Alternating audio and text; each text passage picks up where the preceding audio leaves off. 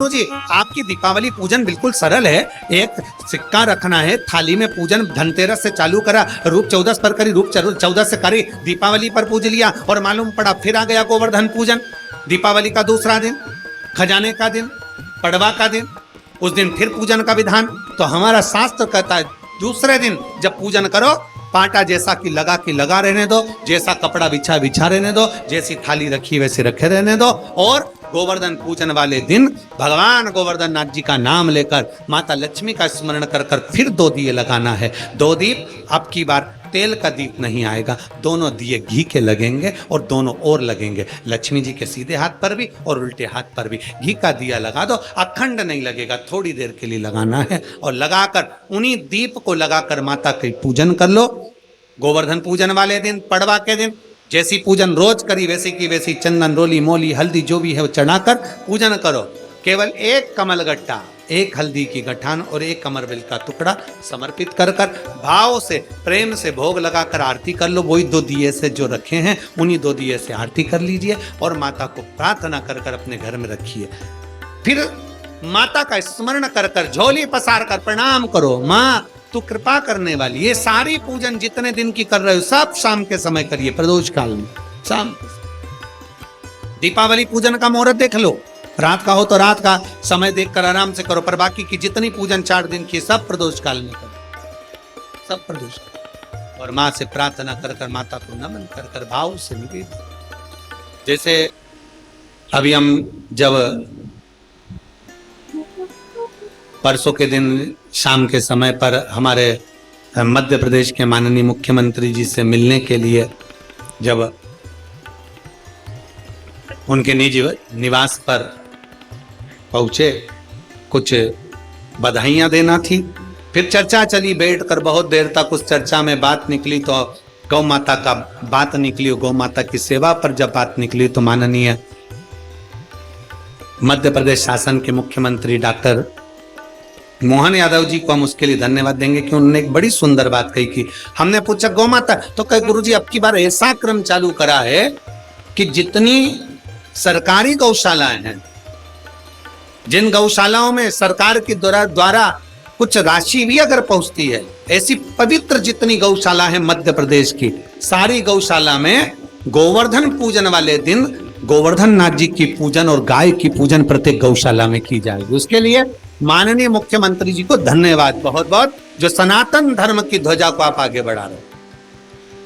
बहुत बहुत साधुवाद कि गोवर्धन पूजन वाले दिन, दीपावली के दूसरे दिन, गोवर्धन पूजन के दिन प्रत्येक मध्य प्रदेश की जितनी गौशालाएं हैं, जितनी सरकारी गौशालाएं, जहां जहां अनुदान जाता, जिससे प्रत्येक गौशाला में गौ माता और गोवर्धन की पूजन हो, जिससे सनातन धर्म मजबूत हो। उसके लिए माननीय मुख्यमंत्री जी को बहुत बहुत साधुवाद। एक बार जोरदार ताली बजाकर उनके लिए धन्यवाद, बहुत साधुवाद। धर्म की ध्वजता स्थापित होना चाहिए। सनातन धर्म हमें सिखाता है हम देवताओं को ना तोड़ें, यह हमारा सनातन धर्म सिखाता है। हम देवताओं से दूर ना हो, यह हमारा सनातन धर्म सिखाता है। कई लोग कहते हैं हम कृष्ण वाले हम यहाँ नहीं जाएंगे, कोई कहता हम शंकर वाले हम राम के मंदिर नहीं जाएंगे, कोई कहता हम राम वाले हम नारायण के मंदिर नहीं। ऐसा नहीं है। हमारा सनातन धर्म कहता है शिव की पंचायत में 5 देव हैं, इसलिए सनातन धर्म में सब देवताओं को प्रथम कहा गया है, सबको प्रणाम किया, सबको नमन किया। कभी भी किसी भी देवता को नीचे नहीं दिखाया गया कि राम बड़े, कि कृष्ण बड़े, कि शंकर बड़े, कि ये बड़े, कि वो बड़े। किसी पुराण में, विष्णु पुराण पढ़ोगे उसमें भगवान विष्णु को प्रथम कह दिया गया। वेद व्यास जी ने शिव महापुराण में शंकर को प्रथम कह दिया गया। राम कथा सुनोगे तो राम जी की प्रथमता कही गई, कृष्ण कथा सुनोगे तो कृष्ण की प्रथमता कही गई, देवी भागवत सुनोगे तो देवी की प्रथमता कही गई।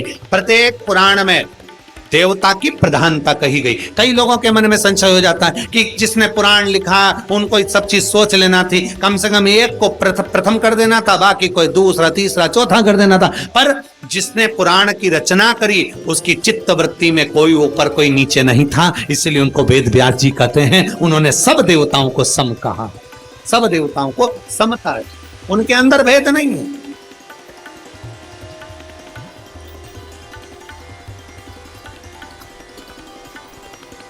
उनके अंदर समर्पण का भाव और सबकी समता है, सबकी समता। और हम तो आपसे भी कहेंगे आप कभी भेद ना करिए। और यहां तक कहते हैं हम कथा के माध्यम से कि अपने को हल्का पुल्का मत समझिए, तुम सब भारी हो।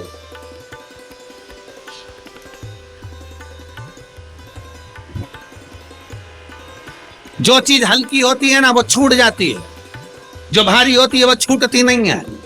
भारी से मतलब महंगी, सस्ती छूटती है, महंगी नहीं। 3 लाख की घड़ी हाथ में पहन लो,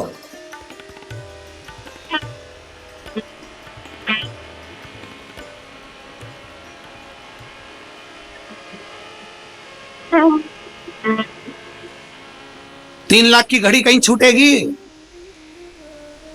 50 रुपए की छूट गई। 2 लाख का मोबाइल जेब में रख लो,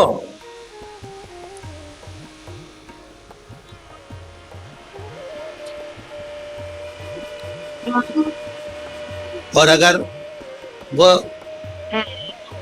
तो रुद्राक्ष उत्सव में जब आते हो और घर के लोग कहते हैं मम्मी मोबाइल ले जा, और मम्मी कहती है कीपैड ला, वो इतना बड़ा जो होता है, इतना छोटा सा है, छोटा सा, उसमें ना तो ये कुछ भी फालतू फालतू चीजें जो चलती है, व्हाट्सएप कुछ नहीं चले, बस इतना सा। हाँ, कहाँ पहुंच गई? कुबेरेश्वर धाम। कब आएगी? बस वो इतना सा। और वो मान लो वो वाला लेके आती, बड़ा वाला 1.5-2 लाख का, कहीं छूटता नहीं। पर वो छोटा सा था, नहाने गई छूट गया तो कोई बात नहीं, महंगा नहीं छूटना चाहिए।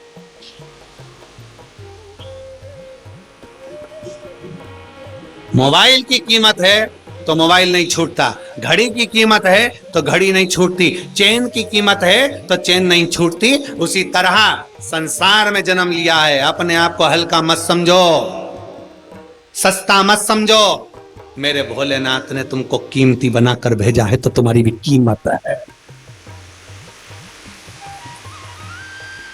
तुम्हारी भी कीमत है। अपने आप को हल्का मत समझो, कभी भी किसी से बात करना तो समझ के करना, हल्का फुल्का मत समझना। अपने आप को जब हम हल्का समझने लगते हैं, भैया हमारी बड़ी बहन के यहाँ खूब दौलत है रे, हमारे मामा जी के, हमारे काका जी के, हमारी बुआ जी के, हमारे फूफा जी के, हमारे उनके यहाँ खूब अच्छा, खूब भगवान का वैभव है, उनके यहाँ खूब धन है, उनके यहाँ खूब, उनके यहाँ तो खूब प्रेम से खाना खाते हो, खूब सारा माल टालाता, खूब हम उनको सेठ समझ रहे हैं, अपने आप को भिखारी समझ रहे हैं। बल्कि जिसके यहाँ जाओ, अगर घर में अचार रोटी भी खाओ तो सामने जाकर बताना मेरे भोले बाबा की कृपा से भूखा नहीं सोता, खूब भर कर देता।